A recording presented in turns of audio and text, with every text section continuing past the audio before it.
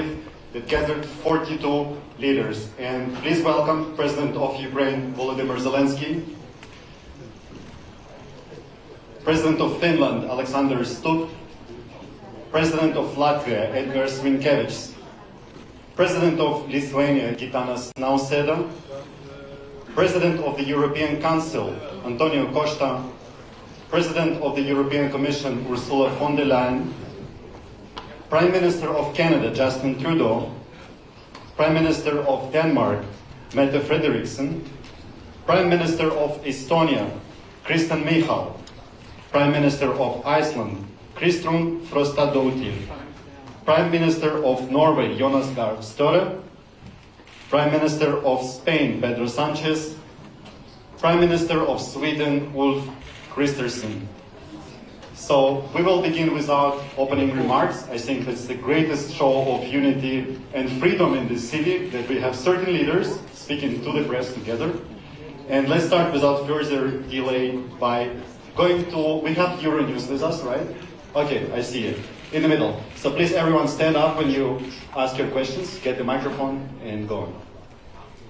Hello.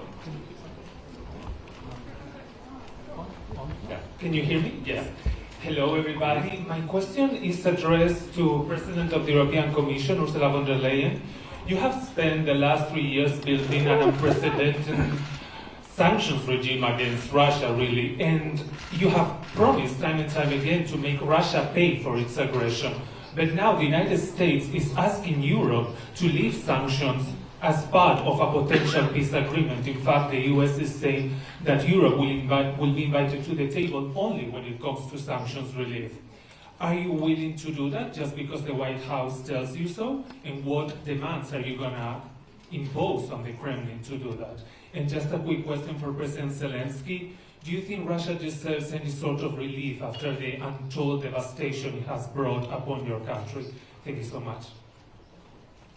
So what the sanctions question is concerned, what we see is that the sanctions already have a massive effect on the Russian economy. There are skyrocketing inflation, there is spiraling interest rates, so the effect is visible. Companies are leaving Russia. You see they are really grinding sanctions and biting sanctions. These sanctions are part of our approach that we want peace through strength. And it's very clear that unless Russia demonstrates by facts the true willingness to achieve a lasting and just peace agreement, we will increase punitive sanctions against Russia. So the precondition is first we have to see that there's action on the side of Russia towards a just and lasting peace agreement. Presently, there is no lasting peace agreement, so that it's much too early to speak about anything of potentially maintaining or increasing or lifting sanctions. This discussion can only be led after we've seen concrete steps on the Russian side.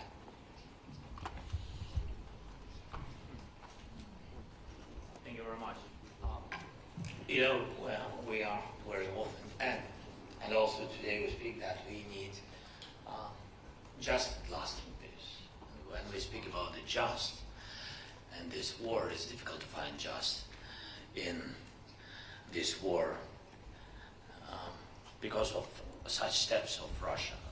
Their war, their way of this war, how many people they just killed them, and thousands in the prison, and stolen children. And that's why we'll never forget it. And we can't forget it. And even if I hope that our partners on the same page with us, and not only hope I see it, but we'll never forget it, and we will really do everything that people who began this war, who unprovoked war, all these people, yes, really will answer, and of course we will work on tribunal even after the hard part of this war. Even when we will go to the diplomacy, we'll never forget these surnames and these people. Let's now go to Italian media. La Stampa, you're with us. Yeah, I see you. Go on. Thank you very much, Marco Bresolin, Italian newspaper La Stampa. I have a question for the President of the European Council, Antonio Costa. You represent 27 EU member states. You said, you repeated that the EU wants to be at the table when peace talks will start. You also said that maybe you are going to find someone who will represent the EU. But here there are many other representatives of other European non-EU countries. Some others intervene by video. Do you think that this seat should belong to the EU, or are you ready to share a common seat with other European leaders in order to bring a European position at the peace talks negotiation? Thank you. Thank you very much. Of course, only Ukraine can decide when there are conditions to start effective, credible and sustainable peace negotiations. All of us welcome the huge efforts from President Trump to push Putin and Russia to negotiation, and I wish that these bilateral talks open the door for a really peace negotiation. But only Ukraine can decide when we have conditions to do this. But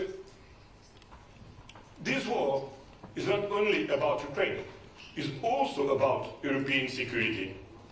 And for this, it is essential that Europe, as present in the negotiations and participate in negotiations, not only the European Union, also our friends like Norway, Iceland, United Kingdom, because all of them are very engaged in the support of Ukraine, and they are very concerned about European security.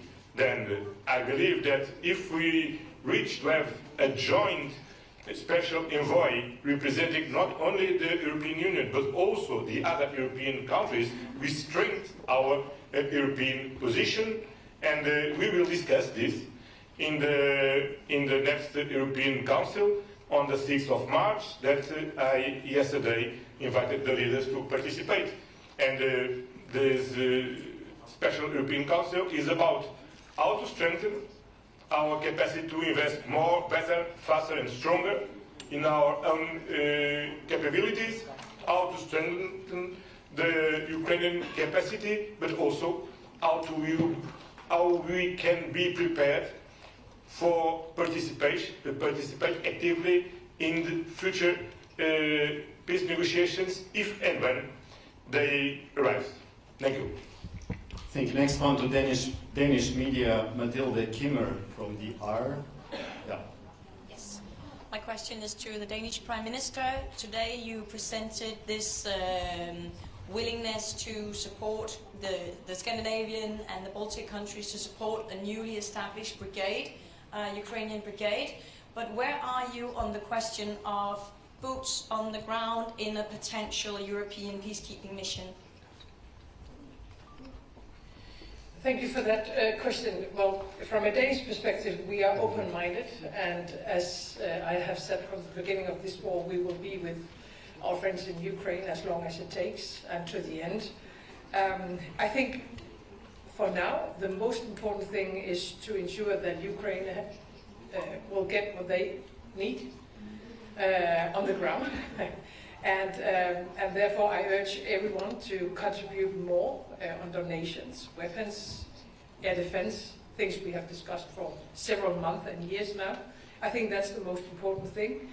And of course a lot of questions has to be answered before we can take a concrete solution when it comes to boots on the ground. And as Antonio Costa just said, this war is about Ukraine and it's also about European security. And therefore we need to look at the entire eastern flank when it comes to deterrence and defense. But we are open-minded. Thank you. Delphi Media, Herman Kelomis. Delphi, yeah.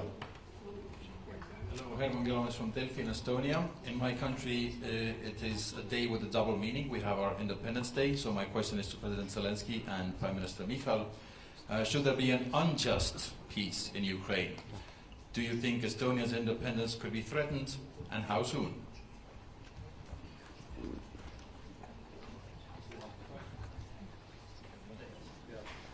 Thank you. It's your birthday. Yeah, it's Estonia's birthday today, 107. The short answer probably would be that all of EU and NATO are under threat if Russia's and Putin's goals and objectives will not be changed. A longer one probably is that Estonia knows its neighbor well, as everybody does. We have invested in defense for many years, and we will. Our aim is to go to 5% of GDP. Next year it's probably near 4 already. And we know that independence is invaluable. That's why I'm here in Estonia celebrating Estonia's birthday to support Ukraine, because we have the common enemy and common fight. Ukraine is fighting the fight also for Europe and Nordics and Baltics, everybody. So to answer the question, the unjust peace probably would hit everybody, also United States, because Iran, North Korea, everybody would assess that they can do whatever they want. So everybody in this probably are together. And the EU and everybody, just a thought that if you count the men who bear arms in Russia right now, if the war would end right now, there are more than it was before the war. What will they do? Will they become physical education teachers? Probably not. They will find new jobs. So this is a threat all over the world. Before the war it was called Wagner's, whatever they were called. But right now it's somewhat different. So to conclude, European Union, NATO, everybody in civilized and democratic world are under the threat until Russia is forced to change its goals. Thank you. Again, my congratulations to you, your country, your people. That we are very proud that today you are here in such a special day. Thank you so much, and my congratulations, and God bless. You'll never have a war. And what is very important, I think, in risk answering your question, yes, all the countries which been before 1990, 1991, which been under Russian influence. Yeah, so I think Russia, first of all, wants to have their influence continue and be present on these territories of these independent countries, which been before, during Soviet period, being the republics of Soviet Union, and of course it's Ukraine and Moldova, and of course Estonia, Litva, Latvia, and of course where their influence was very strong during the 20th centuries, it's Poland, Slovak, and other countries. So the most dangerous moment when you have people who has Russian roots, it's not bad. I'm just how it was with Crimea. I'm just sharing with you our experience. When you have some society, and of course if you are bordering with Russia, you have such society. I mean, it's with other nations, it's the same. So when you have Russian-speaking people, or their roots, or their families, which half of Estonian, half Russian, like we had Ukrainian, father Ukrainian, and Russian mother, it can be so. It's our history very long. I mean, you are in risk, because it was with Crimea, it was with the East, with Donbass at the very beginning. They said that they are not occupying our territory, that they defend Russian-speaking people. That's why I think that Estonian people have these risks if we will fall down Ukrainian. I think all such countries who I mentioned, I think have this risk because of Russian policy, because their view of the world, Russian world. Thank you, Mr. President. And we now go to Iceland. Dagny Erlendsdottir from Iceland National Broadcaster. Yes. question for the Prime Minister of Iceland, Kristrún Frostadóttir. Your government has decided to increase funding to help Ukraine. On what projects will that be spent? Thank you. Yeah, so this is, we're obviously very much aware of our geographical situation in the world. And even though we might be a small country, we think it's very important that we show through direct action, not just with words, that we're stepping up. We are a country without a military, but we are a country that has high welfare because we have security. And I think there's increased understanding that defense for peace in Europe is extremely important. So we're making this step of doubling our contributions when it comes to defense for Ukraine. And our hope is that we will mostly use these funds to go through the Danish initiative, which we know has been very effective, both financially and for the Ukraine, but also through our demining efforts that we've worked on with Lithuania. So that will be our chief focus. But then we are also obviously supporters through the MB8 of the brigade. We don't have arms or a military, but we will be financially supporting that. So this is an important step for Iceland to take. And like I said before, important to show solidarity with Ukraine. Thank you, Excellency. Let's go now to Canada. Marit F. Bedard from Radio Canada. Hi, good afternoon. If you'll indulge me 1 second, je vais commencer en français, Monsieur le Premier ministre, avec vous. Vous avez parlé plus tôt ce matin de la volonté du Canada de collaborer avec les partenaires européens dans le cas où la paix sera atteinte. Est-ce que ça veut dire pour vous des soldats? I'll translate very quickly. Did you mean this morning that Canada was willing to send boots on the ground should there be peace to cooperate with European allies to guarantee Ukraine's security? And if I may, a question for both of you, President Zelenskyy and Prime Minister Trudeau. How significant and important is it to have a North American ally at this table now, given the fact that in the past month, both of you have had conversations that sounded like they came from an adversary with the United States and its president, Donald Trump? What's the significance of Canada's presence here today?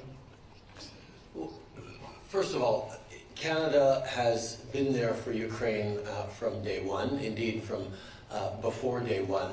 As in 2015 we started training Ukrainian military forces on the ground in Ukraine, which was a significant part. Western training to the Ukrainian armed forces is one of the reasons why Ukraine has been able to stand up to the Russian invaders so effectively over the past years. It's not just Canada, a number of countries have been involved. But for historical reasons, Canada having the second largest diaspora of Ukrainians in the world means that we felt deeply connected to Ukraine, but we also believe deeply that it's not just about Ukraine, it's about the rules and the values and the principles of sovereignty, of independence, of territorial integrity that protects every country in the world. All of us rely on those rules to be able to build peace and security. And we know that with the world changing, we're all going to have to do more around peace and security. One of the key themes that we heard today, as we've heard from many, many partners around the world in NATO and elsewhere over the past number of years, is people are going to be doing more on defense. 9.5 years ago when I took office in Canada, the previous government had us down below 1% of defense spending, even though the NATO 2% pledge had been made a year or two before. In the subsequent time, we have more than tripled defense spending on the path to 2030, and we're on our way to 2%. And we know we're going to have to continue to do more and more in an uncertain world, and Canada will be there. As to how we will be there, we will work with our neighbors on it, but everything is on the table because we need to make sure that might no longer makes right in this world. That's what has led to 80 years of incredible stability and prosperity, not just in Europe, but around the world, because of the institutions we built out of the ashes of World War II. And standing up for those institutions is in the best interest of every single one of us. Now, as a collection of different nations, we will have different perspectives from time to time on the best way forward, and those will be worked out in forums like this, or at the G7 forum or elsewhere. But we are united in our values, we are united in wanting to see peace and fairness and prosperity for all our citizens, and that's what continues to drive us forward. Le Canada va toujours être là pour l'Ukraine, on est là depuis les débuts, on va continuer de l'être et on regardera comment on peut mieux aider dans les années à venir, parce que défendre l'Ukraine, c'est pas juste défendre l'Ukraine, c'est défendre les principes et les valeurs qui nous protègent tous. Merci à vous. Victor Guerrero, Televisión Española. Ah, sorry. Really, it was a pleasure. That's okay, no, he can tell us how much he likes Canada. I love Canada. And I really appreciate that we have such relations with you, Justin. And you helped a lot, and a lot of your people helped us at the very beginning of war. We never shared, by the way, that we've been in touch, and really at the very beginning of the war, we didn't have really huge technologies with drones and etc. When we began producing drones, and even when we bought drones with some partners, they didn't have Canadian high-level optic technologies, and Canada helped us with this, and we spoke a lot of this, and we had this, and we began to help our guys on the front line, on the battlefield, with these drones and etc. It was really first weeks and first months of the first year of war. Then, Justin, absolutely right about training missions. Really, the part of our army was prepared by Canadian officers, instructors. But what is very important, and it was very important again the first year, because they've been well trained. For today, the situation changed. After that, after Canada, we had such missions in Europe, in different countries, and then so the experience of this war gave us new knowledge of the war, and of course today when we train abroad, we have to come back and train again on the battlefield, because the war is changing. It's technological war. That's why. But we really appreciate for your help and packages, military packages. So thank you so much. And I think that's all. Yes. Well, with regards to Donald Trump and having a North American partner here, with Donald Trump. This is, by the way, this is question to you, to Canada. And I mean, that's. Well, with Donald Trump, now we had a conversation. It was very good conversation, G7 conversation with the leading role of Canada. Yes, thank you very much, Justin, for organizing this meeting. Everybody been there, and we spoke about it, and we hope that the United States will continue support, like all the partners. All the partners do it, and we need also not to lose this unity between Europe and United States. Thank you. Thank you. Now we can proceed to Victor, finally to you. Where is the Spanish media? Yes. Hola. This is a question for Pedro Sánchez, Spanish Prime Minister, and also for President Zelensky. First in Spanish, then I will translate in English.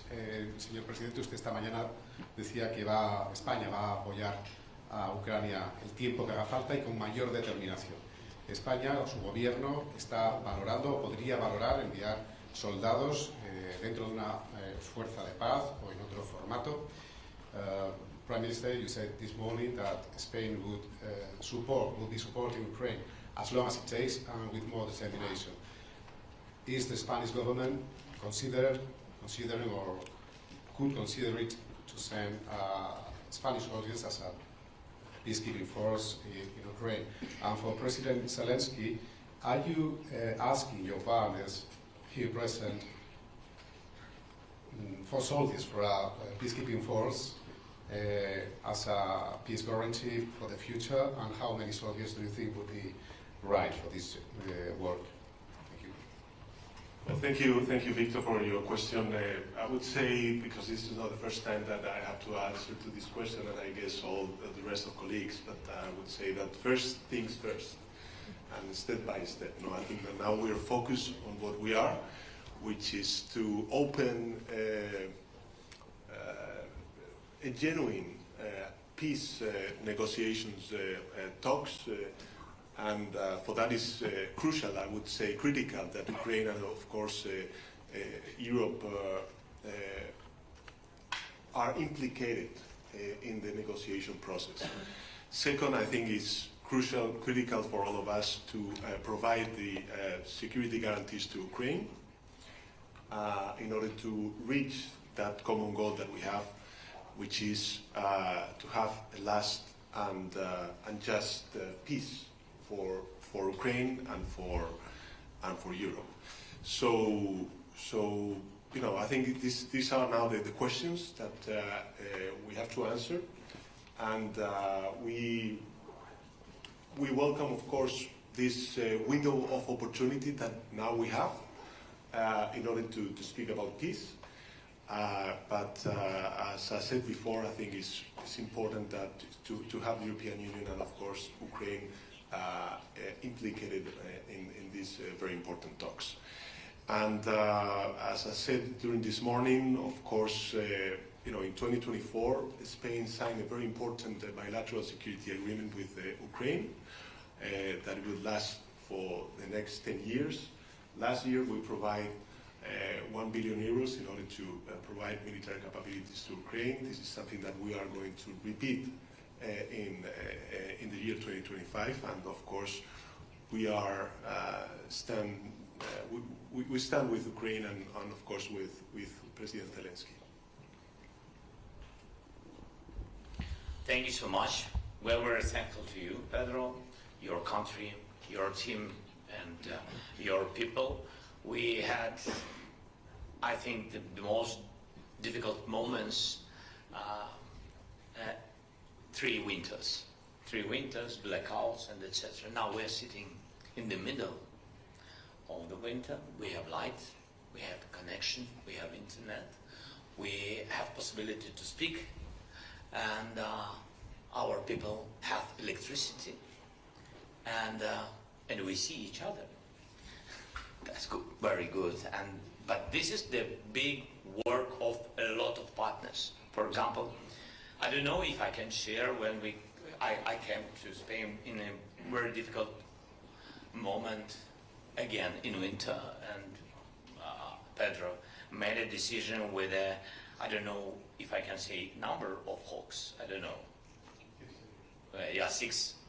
It was decision I needed very much because we knew that they will attack very specific infrastructure of energy, and we needed very much 10 very quickly. I had to find very quickly 10 systems and through the world, and immediately Pedro gave me 6 hawks, and it helped.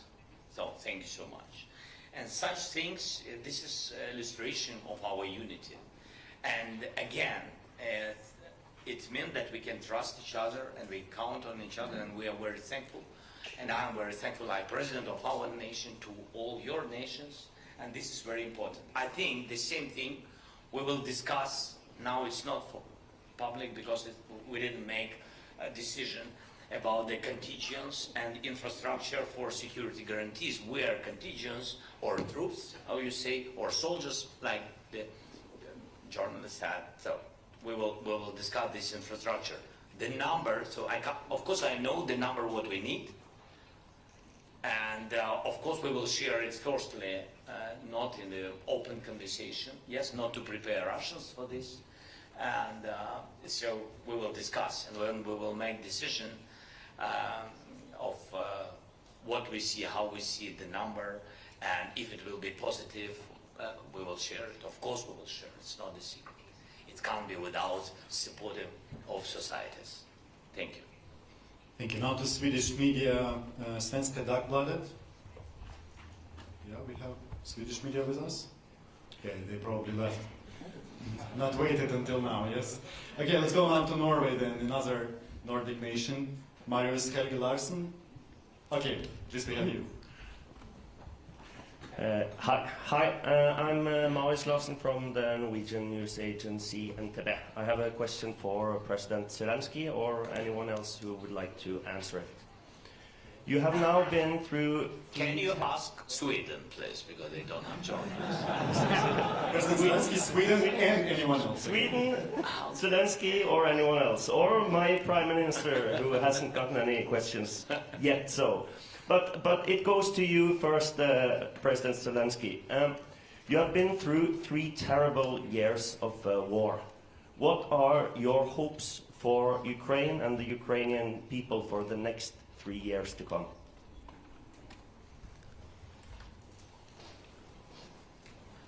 We hope that we can finish this war this year, not in 3 years. It's very, very difficult.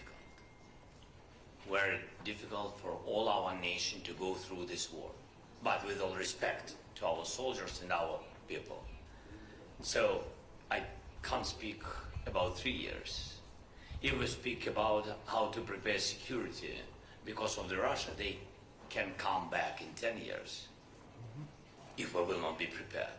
They will not come back if we will prepare them, put them to their place, to their territory. And if Ukraine will be in EU and in NATO in closest years, of course it will help us very much.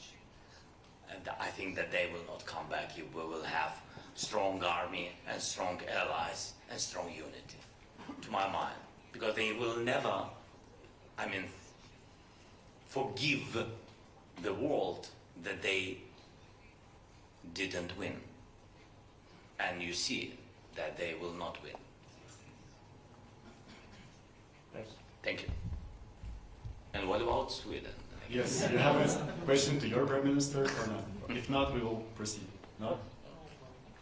I think everything was so clear. I have a question for my Prime Minister as well, Jonas Gahr Støre. Today your colleague Mette Frederiksen in Denmark said that 3% of the budget to defense is not enough. You have set a goal to reach 3% within 2036. Do you think that is a fast enough pace? Well, I think we have made that significant shift of lifting us far above 2%. First, we were among countries that did not have a plan. Then we had a plan. Then we moved beyond. We are now about 2.5, and we may reach 3% before 2036, by the way. I think we may need to invest more in defense, and I think that debate should be on figures, but also on quality and capabilities.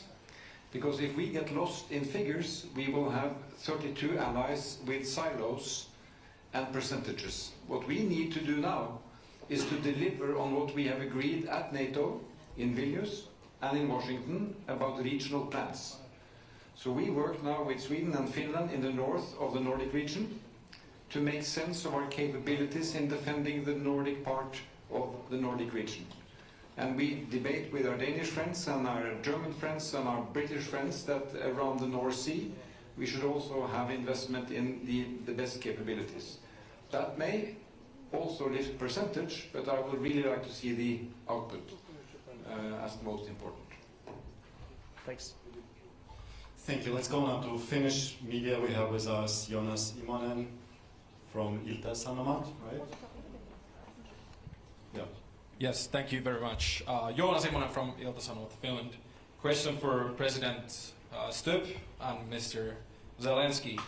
Mr. Stubb, you said earlier today that there are now mixed messages and signals coming from the US in support of Ukraine and also defense of Europe as a whole. Mr. Stubb, what do you think that's going to be Finnish role and responsibility for future for European defense? And Mr. Zelenskyy, do you think or believe that Europe will and should be able to replace US support if needed? Sure. Perhaps I'll answer through 2 points. I'll answer the question to Volodymyr first. I think we need to get our facts right. when you look at support for Ukraine throughout this war, Europe stands, as Commission President Ursula von der Leyen said earlier, at about 134 billion euros, more or less. The United States, roughly around 114 billion. I look around this table and I see NBA, so 5 Nordic countries and 3 Baltic states. We're actually at 26 billion euros, roughly speaking. So that's about a fifth of what Europe has supported. So yes, to a certain extent in the future, we're going to have to take more responsibility, but to get bogged down in who has given more, I think is the wrong tack.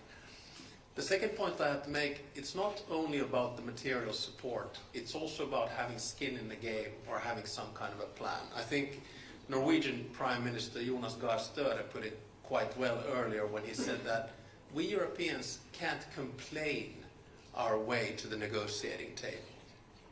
And my worry is that in the past 2 weeks, when we've seen a shift in the Transatlantic partnership, and you'll know that I'm an avid transatlanticist, we have to wake up to a new reality. And then the question is, how do we get skin in the game? How do we get involved? I think a good start is what President Costa has done, is to call a European Council. Because right now, European diplomacy is rather cacophonic. It's all over the place. That's why I have, together with some colleagues, proposed that we sit down and think about a plan. And in my mind, that plan or sketch goes in 3 phases. The first phase is the pre-negotiation. That's where we are right now. This is when we have to think really hard how we put more pressure on Russia and basically how we support Volodymyr and Ukraine and what kind of security arrangements we have. And if I may, just as a side note, I'm getting a little bit frustrated about this debate on boots on the ground, because that sort of misses the whole point. That is that the strongest boots on the ground in the world right now are with Ukraine.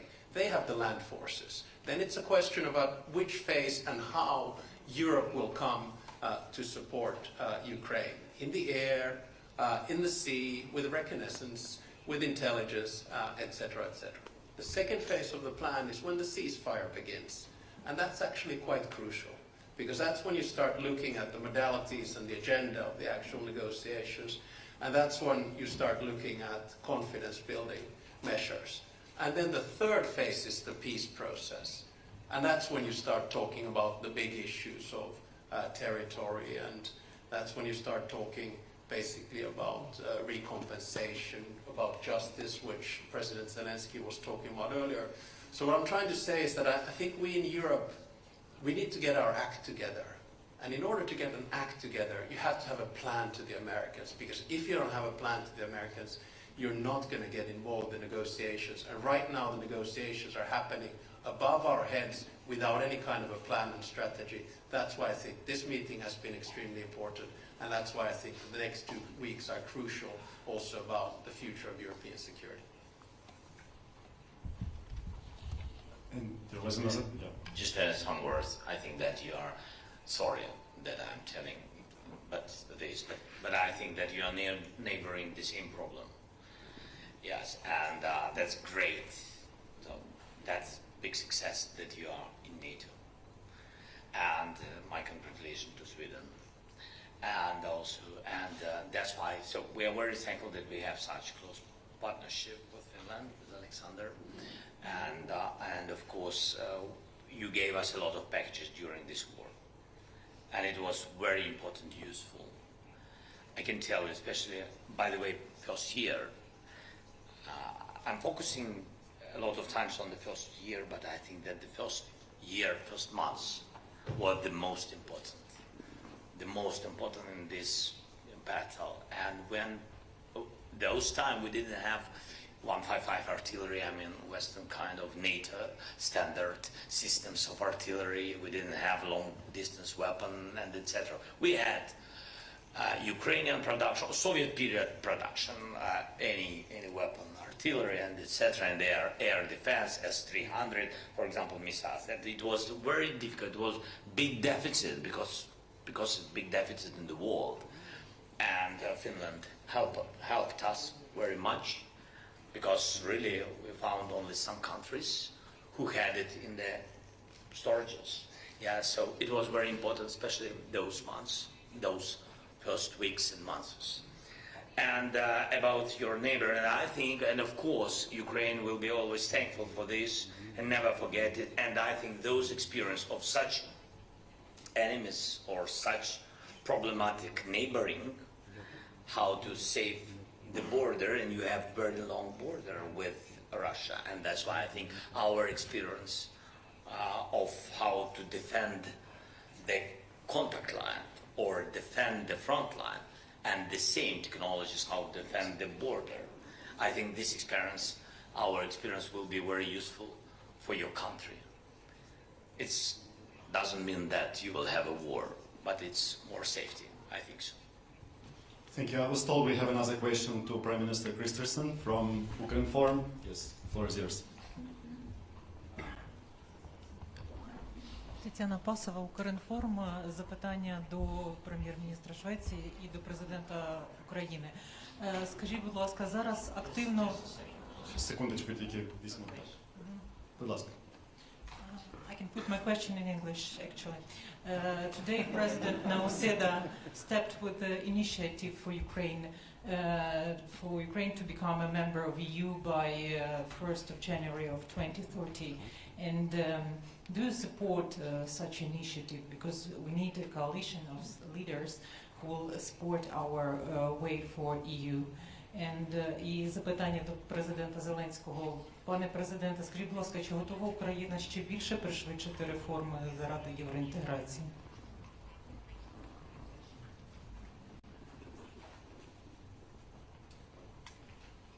Well, for me, okay, yeah, sure. Well, obviously, we have we have the phrase of a merit-based process, and since there are a lot of merits, there is a good reason for speediness in the process.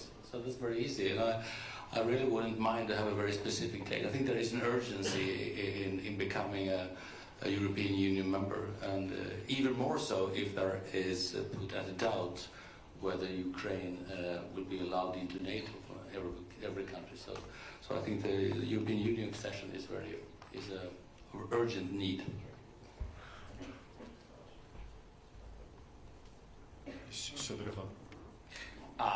I think so that how to open clusters quickly on the way to EU and what we have to do for this. I think all the answers can give you really the President Ursula von der Leyen. She knows she and President Costa, I think they know when we will be in EU.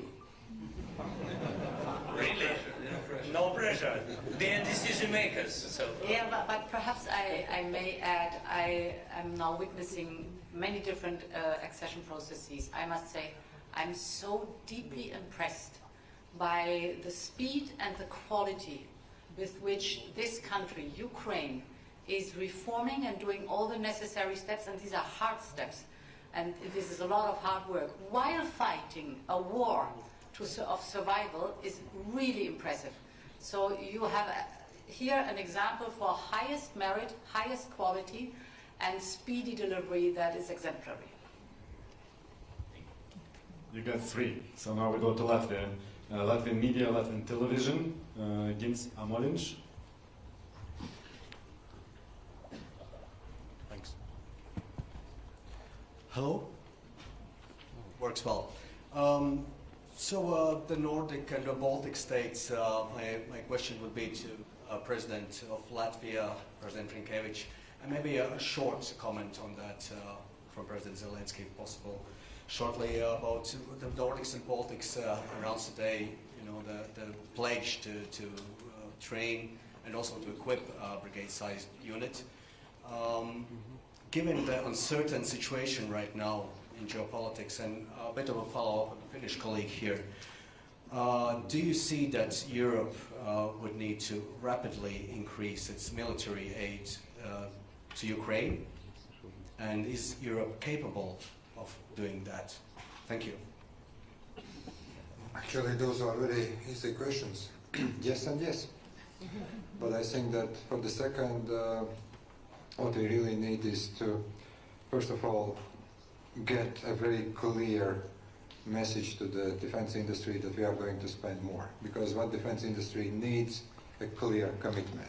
Number two, both on the national level, less at the European level, we still are experiencing all those procedures. Sorry to say, but I think that we need to get out of this kind of mood that we are very much process-oriented, but to move to the results-oriented. I do believe that we can do that, and I do believe that we must do that, and I do believe that we will do that.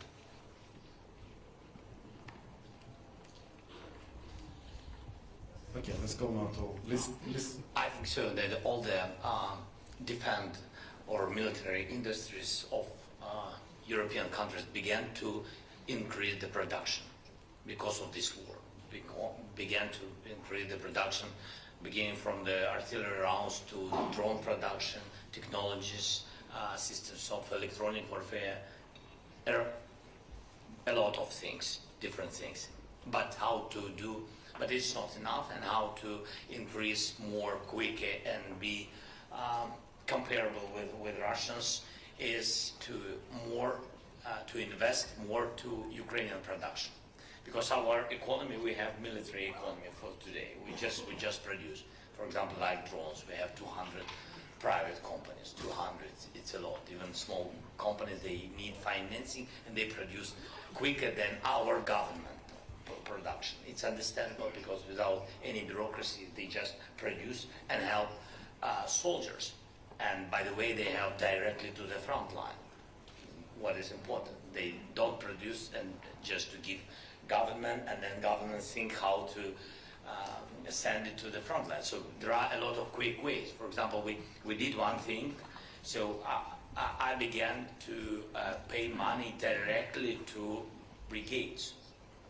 It's one of the versions how to help them to produce quickly, and they really do a lot of things.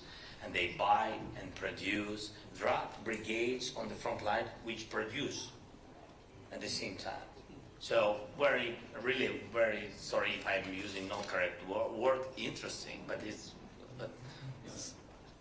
incredible. So that's why we need additional financing for our Ukrainian production directly to private sector. Now to Lithuanian media, LRT, Augustinas.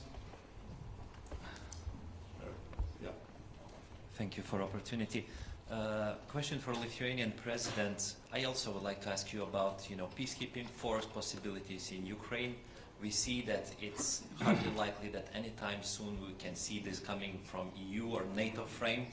Are you willing to take a unilateral decision, like for example, United Kingdom is talking about? And also I want to ask President Zelenskyy, looking around you today, around this table, do you think that this Nordic-Baltic region is playing more and more significant role in support for Ukraine? Thanks. Lithuania is ready and will be ready to support Ukraine under any circumstances. And even now, as we speak, Lithuanian people, ordinary Lithuanian people, are accumulating financial resources in order to buy the drones for Ukraine.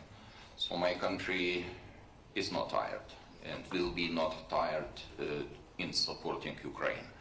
When it comes to the decision you mentioned, I think we have to answer to the three questions, first of all.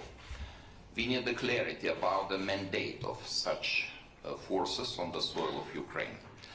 Are we speaking of peacekeeping or peace enforcement?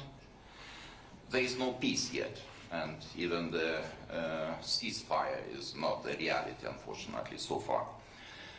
The second question, and the answer to the second question is, are we ready to enforce the ceasefire? So the force must be real. The first time the peace is violated or ceasefire is violated, the retaliation must be immediate and strong. Otherwise we compromise and we discredit the very concept of the security guarantees. And the third question is, are we ready to back each other? Or, in other words, unity is vital. Europeans with the backing of the United States would be ideal solution. Are we there? I have my doubts. Maybe my doubts will disappear in the coming weeks or coming months. At least I'm looking forward to the Hague summit. I hope there will be positive news from this summit despite all our reservations. So I think the question is a little bit too premature, but when it comes to the training mission, Lithuania is already there.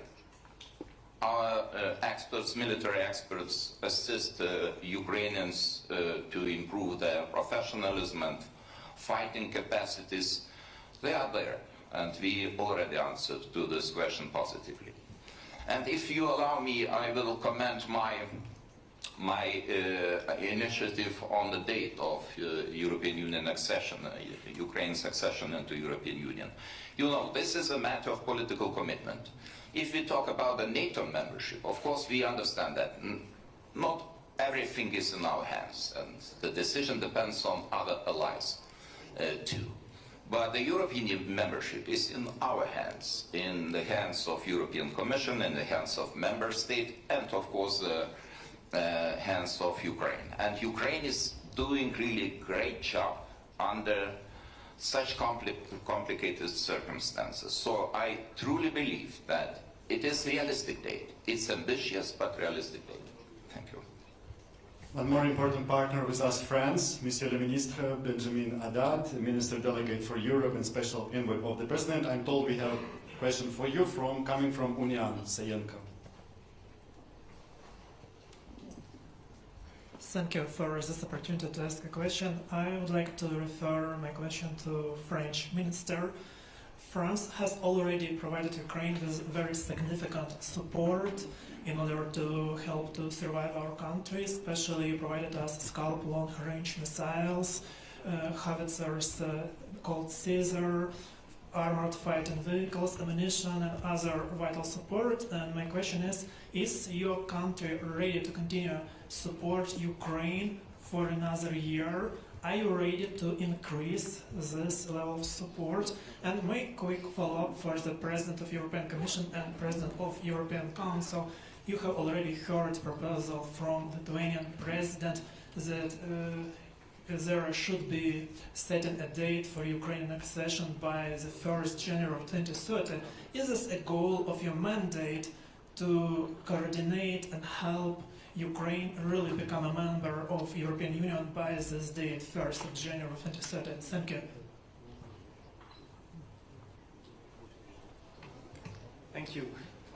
Yes, France will continue to support Ukraine for how long it takes, for the simple reason that Ukrainians are not just fighting for their security and their freedom, but for the security of Europeans against the threat that Russia poses for all of us. You were kind enough to mention long-range missiles, the Caesar cannons. We have the first Mirage jets now flying in the skies of Ukraine, as well as the Anne of Kyiv brigade that's been deployed on the ground, and we will continue to do so. President Macron, as you know, is today in Washington, D.C. to continue the respectful and honest dialogue that he has with President Trump, to say that, very simply, we support the peace through strength approach, and for this to succeed, we need to continue to support Ukraine on the ground. We need to increase pressure on Russia, and this is why we welcome the adoption of the 16th round of sanctions today on Russia, that Ukrainians need to be around the table when their security is being discussed. Europeans need to be around the table, and that there can be no just and lasting peace without robust security guarantees in the long run. And this is where also Europeans will have to step up and take their responsibility. And France is ready in this respect to continue to take its responsibility alongside its partners for the security of Ukraine, the security of all of us. So to your question concerning the initiative of President Gitanas Nausėda, I think it's a very noble initiative because it shows a lot of political will and an amazing support to Ukraine. and thank you very much for that. The process of accession, we always repeat, is merits-based. Basically, it says there are certain conditions and reforms that you have to do and you have to implement them so that the conditions are right for an accession. And it's good for the European Union and it's good for the accessing country. So that is always necessary. What I want to emphasize is that if you would just only set a date, then it would also mean the other candidate countries would ask immediately for a date and not a process anymore. But again, I really appreciate the political will that is there. I would even say Ukraine, merits-based process, if they continue at that speed and at that quality, perhaps they could be earlier than 2030. So thank you very much for giving the impulse, and let's work hard on all sides really to keep the momentum up. We're almost out of time, but we have one more question for President Zelenskyy. Sorry. Yeah, I'm sorry, President. For sure, Ukraine's accession to the European Union will be the most important security guarantee for the future of Ukraine. And we have already decided that this new institutional cycle will be the institutional cycle of enlargement to Ukraine, to Moldova, to Western Balkans, and we don't know with Georgia. It's a merit-based process, and we are working hard from the European Commission to the different candidate states. And it's very impressive what Ukraine is making. Because in fact, Ukraine are writing a new playbook how to make reforms at war times. And this is very difficult to imagine. But we are very committed, and I'm sure that the different member states, the European Commission, and Ukraine, Moldova, the Western Balkan countries are working very hard to deliver on this enlargement. And we need also to work among us to make the necessary reforms to welcome, these new member states.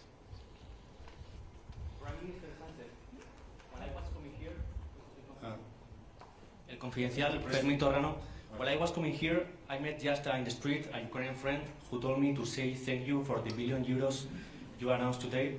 And when I said goodbye to him, a question came to my mind, like, how will you explain to these Ukrainian citizens and other Ukrainian citizens, and also to the Spanish taxpayers, that Spain still this year, last year, 2022, is paying more, 2 times, is paying €2 billion to Russia, buying liquefied gas, and today we are only announced $1 billion to Ukraine.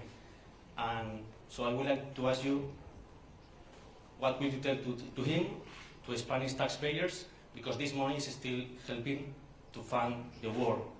And to President Zelenskyy, I would like to ask that you said trust with partners is very important.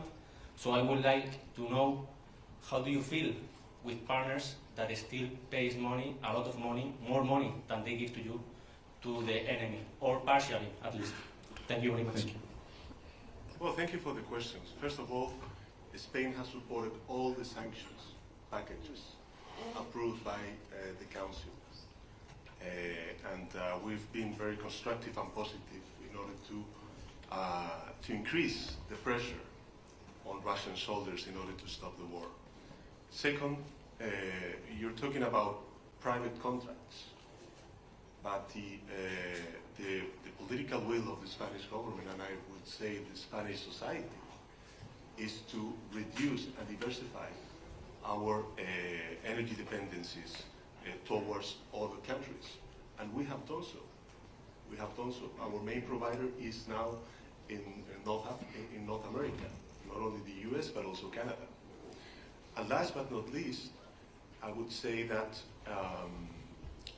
that we have committed ourselves as Spanish government to devote €1 billion for the next 10 years, each year, in order to provide that military capabilities to Ukraine. So, you know, we are supporting Ukraine, we are supporting President Zelenskyy and his government, and I do believe that even if we're far away from the front line, because we are coming from the Iberian Peninsula, we have also a good representation of the Iberian Peninsula with the President of the Council, Antonio Costa, and myself. I think that people in our society understand quite well the importance of defending and providing this support to Ukraine and its people in order to guarantee that peace and security in Ukraine and in Europe. And by the way, you know, when it comes to enlargement, since we come from a country which became a member state of the European Union back in the 80s of the 20th century, we're always open and very constructive in the approach of the enlargement of Ukraine, Moldova, and Western Balkans. So, you know, I think that, and this is not because it's the political will of the government, it's the political will of the Spanish society, which really feel that solidarity before, when we were, you know, with some problems, and nowadays, when other countries, such as Ukraine, need that solidarity.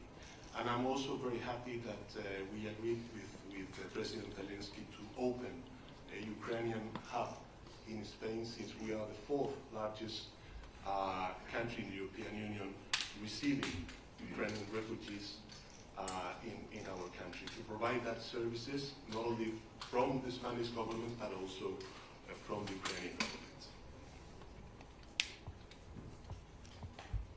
Okay, one last one to wrap up from the Ukrainian media to Ukrainian president. 1+1, прошу, слово вам. Пане президенте, ви не раз говорили про те, що Росія насправді абсолютно не прагне миру, і, власне, в підтвердження цих слів сьогодні маємо картину, коли тут об'єднаний світ збирається для того, щоб поговорити про мир, поговорити про домовленості, вирішити нагальну проблему. Росіяни в обличчі Лаврова говорять про те, що ми не проти, щоб Європа була на перемовинах, проте ми все одно не припинимо вогонь, якщо не задовольнять все, що хочемо ми. Тобто позиція у них конкретна. Ви сьогодні згадали і сказали про те, що хочете, аби до кінця року ми мали мир. В зв'язку з такою позицією росіян, взагалі, наскільки вірогідна перспектива такого швидкого миру, хоча б до кінця року, ми не говоримо про тижні. І дуже часто минулого тижня звучала фраза про те, що треба йти на поступки. Для України яка межа між поступками і яка межа між примусом до миру, який може бути зрадою, як сьогодні зауважив ваш чеський колега? Дякую. Дякую за запитання. Ну, це ж не перший ультиматум Російської Федерації. Я, якщо чесно, навіть не чув, або, ті самі слова ми чуємо там кожного тижня. Нічого нового немає.